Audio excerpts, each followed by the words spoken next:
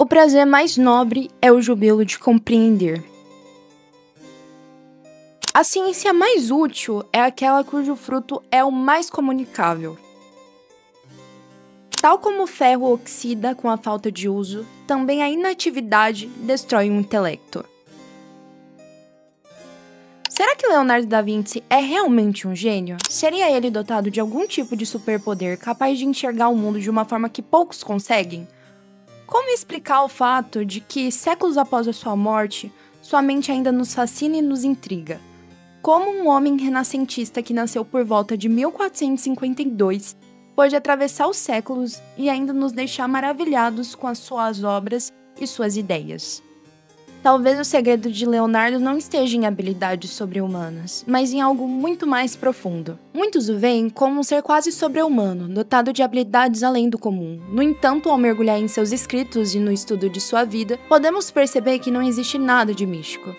Observando que a verdadeira genialidade de Leonardo não estava em dons sobre-humanos, mas em qualidades surpreendentemente humanas, como sua curiosidade, seu olhar atento aos detalhes da natureza e sua capacidade de transformar perguntas em obras de artes e invenções à frente do seu tempo. Segundo Capra, Leonardo da Vinci buscou compreender o valor intrínseco das formas da vida, guiado por uma visão orgânica que enxergava o mundo material como uma teia intrínseca de relações. Ele buscou perceber as conexões que ligam o planeta, o universo, os organismos, formando um sistema vivo e autorregulador. Podemos perceber como ele se interessou por praticamente tudo que alguém nascido naquele contexto histórico poderia explorar. Mas é importante lembrar que ainda existem mistérios em torno de sua existência, inclusive sobre a autoria completa de suas invenções. Há estudiosos que questionam se todos aqueles projetos eram de sua autoria, ou se em parte não passavam de cópias bem formadas de ideias já conhecidas em sua época. O fato é que seus famosos cadernos só seriam redescobertos séculos depois. Leonardo da Vinci foi reconhecido como o melhor em muitos âmbitos: pintura, desenho, literatura, matemática, anatomia, música, arquitetura e até em poesia. E, no entanto, a sua produção material é surpreendentemente pequena. As atribuições das pinturas de Leonardo da Vinci não é inteiramente consensual. Estima-se que cerca de 15 obras sejam reconhecidas quase unanimamente como de sua autoria. Outras, no entanto, foram realizadas em colaboração com diferentes artistas ou apresentam atribuição contestada. Sofia Chauvel, pode ser que eu esteja falando o nome dela errado, em seu livro da biografia da vida de Leonardo da Vinci, traz a crítica que talvez a maior obra de Leonardo não tenha sido uma pintura ou uma invenção, mas sim a sua própria vida. As origens de Leonardo da Vinci. Pouco se sabe sobre os primeiros anos de Leonardo. Os registros oficiais indicam apenas que ele nasceu em 15 de abril de 1452 em Anciano, uma pequena aldeia toscana próxima a Vinci e a Florença, na Itália. Sua história começa de uma forma não convencional. Sua mãe, Caterine de Mioplipe, era uma jovem servente que engravidou de Ser Piero, que vem de uma prestigiada dinastia em Vinci e que traz como sobrenome Caterina, mas logo foi deixada por ele. Alguns meses após o nascimento da criança, a família Vinci arranjaram-lhe um marido e uma casinha, enquanto Leonardo crescia principalmente sob os cuidados dos avós e cercado pelo ambiente simples de uma vida rural, distante por algumas colinas da casa da mãe. A infância de Leonardo transcorreu em um ambiente modesto, ligado à vida rural. Aos laços paternos em relação com o pai foi sempre bem distante, mas apesar de sua origem não oficial, foi aceito pela família. Na pequena escola da aldeia, aprendeu o que era essencial para o comércio da época: leitura, escrita, matemática. Leonardo como aprendiz no ateliê de Andrea del Verrocchio. Aos 17 anos, Leonardo da Vinci ingressou no prestigioso ateliê de Andrea del Verrocchio entre 1465 e 1467. Nesse período, o mestre não apenas abriu as portas de seu estúdio, mas também acolheu o jovem aprendiz que já demonstrava um olhar atento e a habilidade de registrar em desenho tudo aquilo que observava. Nesse ambiente, Leonardo deu os primeiros passos na modelagem terracota. Foi a partir dessa formação que ele começou a construir seu caminho na pintura e na escultura. O aprendizado com Verrocchio não apenas lhe abriu novas possibilidades, mas também lhe forneceu a base técnica necessária para a criação de suas primeiras obras reconhecidas. É nesse período que surgem suas primeiras obras-primas, que se tornaram fundamentais para compreender seu estilo em formação: o retrato de Ginevra Vinci, a Madonna do Cravo, a Madonna do Infus. O retrato de Ginebra Vinci, herdeira de uma das famílias mais influentes de Florença, é um exemplo marcante. Leonardo capta não só os traços da jovem, mas também um sentimento de melancolia. Há teorias que embasam seu semblante a um reflexo de um casamento forçado com um homem que ela não amava. A obra carrega esse tom de tristeza que o pintor não consegue disfarçar, revelando a sensibilidade única de sua observação. A Madonna do Cravo, que retrata a Virgem Maria oferecendo um cravo ao menino Jesus, gosto que dá nome à obra, ela também é conhecida como Virgem do Cravo. Já a Madonna Dreyfus impressiona por suas dimensões reduzidas e pela forma como Leonardo trabalha a luz e a composição, diferente dos padrões vigentes. Ele dá vida ao menino Jesus e à Virgem Maria. A Anunciação, com pouco mais de 20 anos e ainda como aprendiz na oficina de Andrea, pintada entre 1472 e 1475.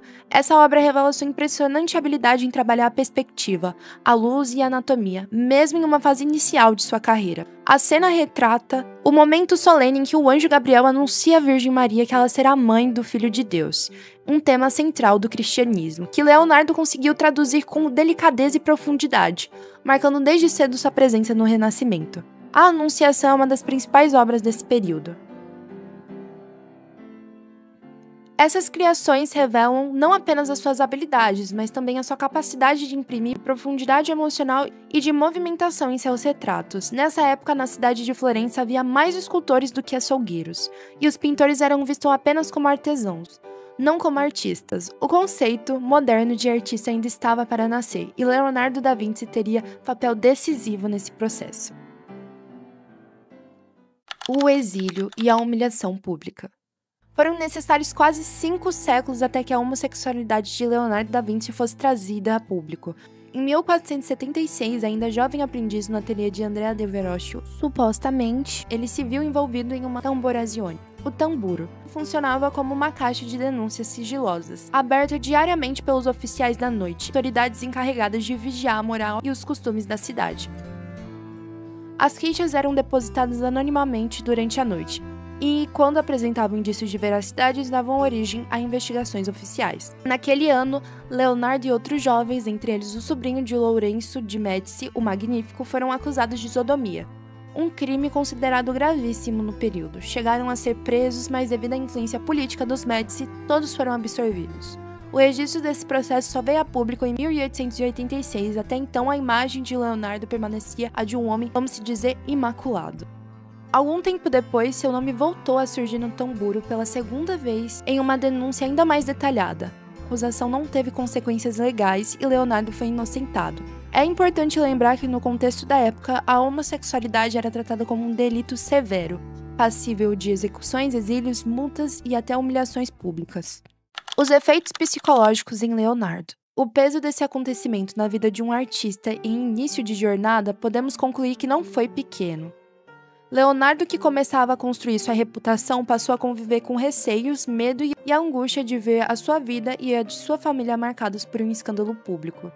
A acusação de sodomia poderia resultar em prisão, exílio ou até mesmo na interrupção definitiva de sua carreira artística. Não se sabe ao certo o que aconteceu nos bastidores do processo, se ele foi preso, se houve algum tipo de abuso por parte dos oficiais. São perguntas que muito provavelmente continuarão sem respostas. O que se sabe é que esse acontecimento trouxe a esfera mais pessoal de sua vida, tornando sua sexualidade um assunto de julgamento público. Para seu pai, o dano era irreparável. A simples menção do nome de Leonardo nos registros do tamburo mais uma vez bastava para manchar a honra da família.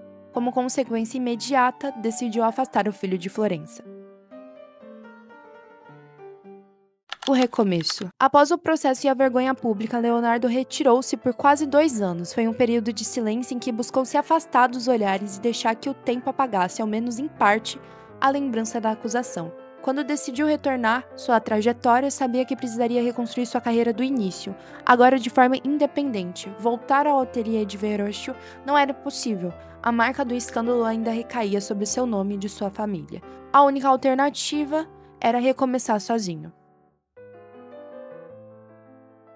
Com o apoio e as conexões de seu pai, apesar da relação difícil entre os dois, Leonardo conseguiu dar um passo decisivo. Em 1478, inaugurou seu próprio ateliê, reunindo alguns amigos para trabalhar ao seu lado. Nesse mesmo período, também se dedica a outras obras. Madonna Penoise é provável que tenha sido o primeiro retrato pintado por Leonardo de forma independente de seu mestre Verrocchio.